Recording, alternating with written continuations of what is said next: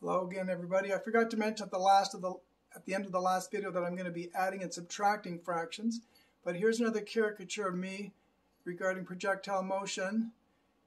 In that series, I proved that if you launch something at 60 degrees, for example, it travels the same distance as if you launch it at 30 degrees.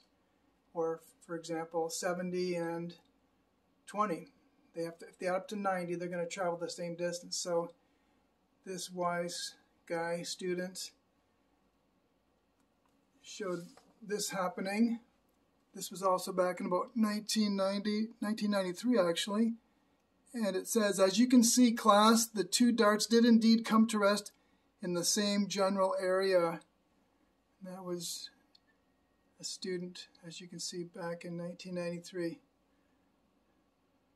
So they sure knew how to make fun of me.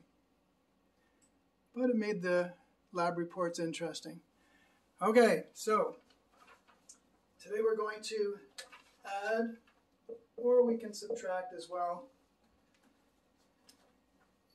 this much pi and that much pi.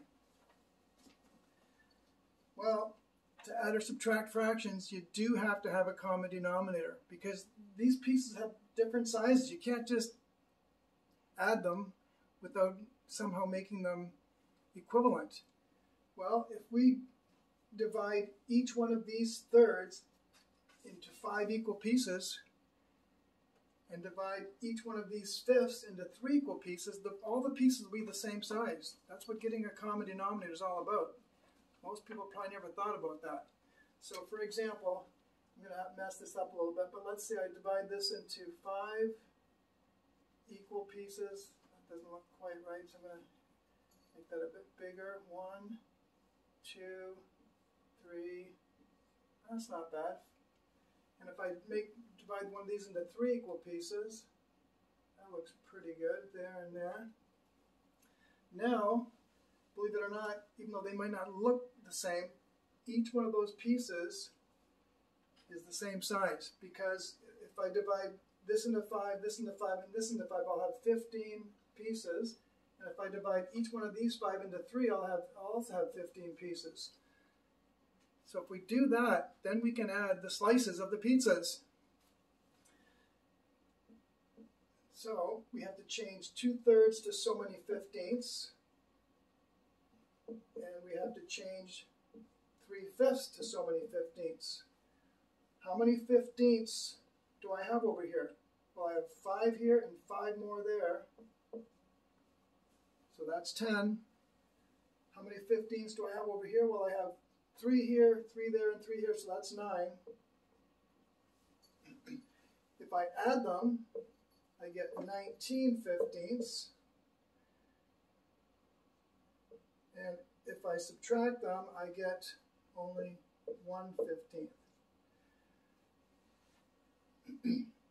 So if I take those 10, eat 9 of them, I have 1 left. But if I combine the two, I have 19 15ths. I guess I messed that up because of the 5. How much is 19 15ths? Well, it's more than one whole pizza because 19 is bigger than 15, with 4 left over. Because the first 15 give you a whole, and then there's 4 pieces left over. Okay, hopefully that helps you understand adding and subtracting fractions. You do have to have a common denominator so the pieces are the same. Think about that. See you next time. And next time, what are we going to do? Well, let's see. We'll